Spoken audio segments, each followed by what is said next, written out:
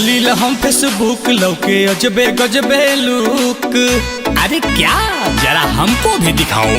कि जब खोली ला हम फेसबुक लौके अजबे गजबे लुक।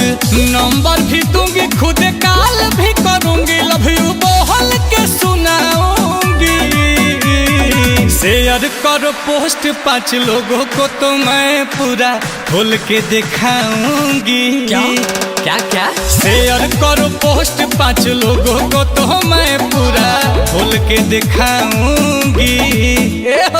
शेयर कराती है, पैसा कमाती है, कुछ भी दिखाती नहीं, मामू बनाती है। म्यूजिक बाय सतेंद्र जी। मामू बनाती है, मामू बनाती है। खोल के दिखाऊंगी।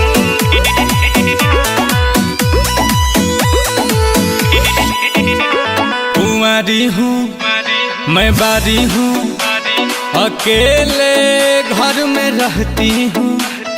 तड़प रही है और मेरी जवानी, तन्हाई मैं सहती हूँ। बारी हूँ कुंवारी हूँ, अकेले घर में रहती हूँ। तड़प रही है मेरी जवानी, तन्हाई मैं सहती हूँ।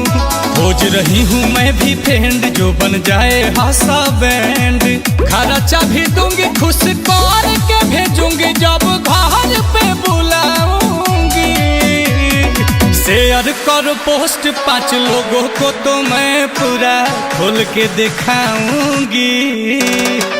शेयर करो पोस्ट 5 लोगों को तो मैं पूरा खोल के दिखाऊंगी। मामू बनाती है, मामू बनाती है, मामू बनाती है, मामू बनाती है।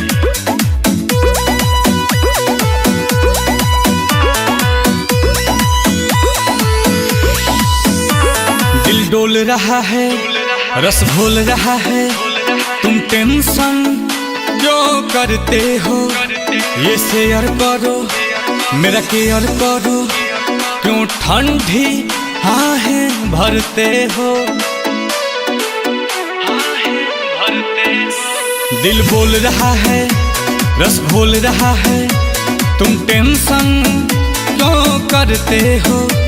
ये शेयर करो, मेरा केयर करो, क्यों ठंडी आहें भरते हो। माथा राजू के बायआउट होता नील कमल के डाउट। लिखल बाटे बात काबू रखो जज्बात, पूरा राहत बतियाऊंगी।